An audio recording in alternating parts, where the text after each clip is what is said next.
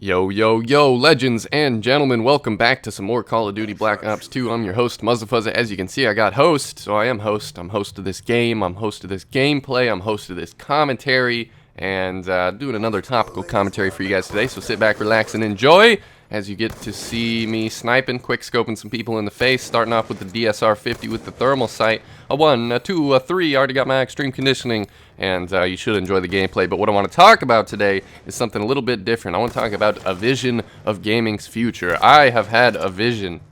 And I don't mean like a psychedelic vision, or I've been touched by an angel, or I've seen the future, or anything crazy like that. I'm not a psychic. The only balls that I rub are my own balls, not crystal balls of any kind. And I guess I'll give a little disclaimer before I get into this. I don't believe in psychics or any of that tomfoolery, any of those shenanigans, any of that nonsense actually exists. I don't believe in psychics or tarot card readers or palm readers, you know, the people that feel your hand and say they can see your future. I'm not talking about any of that today. I just want to talk about what I've thought about in the future. And call me crazy, but I see a really bright future for gaming. I see a bright future for video games. I see a bright future for video game videos, live streaming, all sorts of content, from guides to walkthroughs to let's plays to tips and tricks videos to montages to pretty much everything you can see on YouTube and then some. I see gaming being more prevalent than ever before in just culture and society in general. I see it everywhere. I'll just be walking around outside and see kids wearing Minecraft shirts, or somebody wearing a Call of Duty shirt or a Halo shirt, or I'll just be able to tell that there's more gamers out there than there ever has been before. And it's weird, and it's not just American culture either. I know a lot of you guys are probably from the UK or from some other European country, or maybe even some Asian country, because you can watch YouTube anywhere. It's not just exclusive to North America.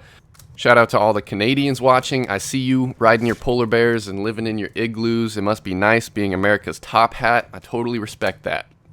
But to get back to the point that I was trying to make, let's talk about gamers. Let's talk about gaming media. And gaming media is pretty much any media that you will consume that has to do with video games. So anything you watch, anything you listen to that has to do with video games. This includes commentaries, tips and tricks, let's plays, whatever it is. That's all gaming media. And we're in the first generation of really, truly independent gaming media. Every gamer that you've seen me hanging out with, all the YouTubers that you ever seen me in videos with, all of them are completely independent, aside from whatever network they're on. They're completely independent content creators for gaming media.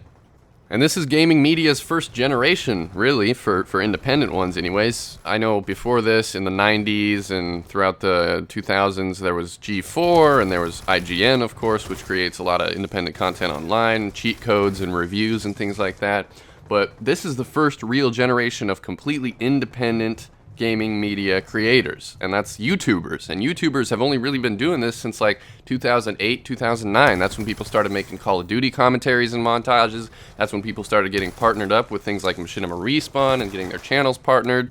And really, the point I'm trying to make is that this is a new landscape, and nobody's got it figured out yet. Everybody's just kind of constantly scrambling. It's like a money grab. It's like nobody really knows what they're doing. They're all just trying to do their best at what they are doing. So you got your Let's Play people who are playing through video games. You got your commentators that teach you how to be better at Call of Duty or other games. You got your tips and tricks people who make little tips and tricks videos. You got your montage makers. You've got all sorts of people in this community, including pro gamers who actually play the game for a living and go to tournaments and do different competitions and things like that.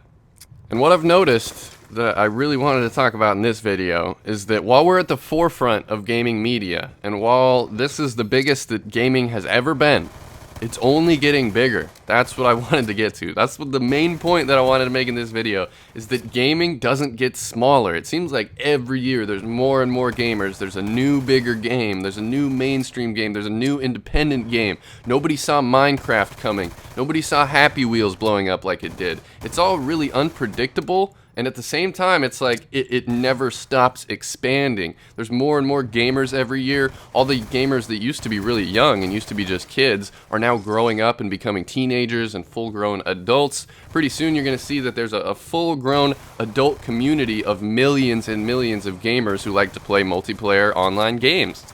And I don't mean that to bash the younger kids. I know a lot of you kids are young. I know a lot of people watching this video are probably 12, 13, 14. Maybe some of you are later high school, early college. Maybe some of you are past college and you're older than me. I'm 21 years old, but it doesn't matter. Age is not the concern in this video. What I mean for this video is that although we are a young community as a whole, we are a smart community. We're a community of gamers, which includes things like programmers, things like computer geniuses and computer whizzes, and things like hackers.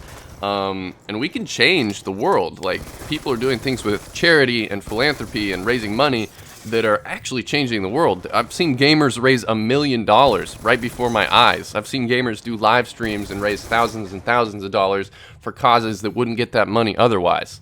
And it's just crazy. It's crazy seeing the world around me change like this, and it all happens so fast.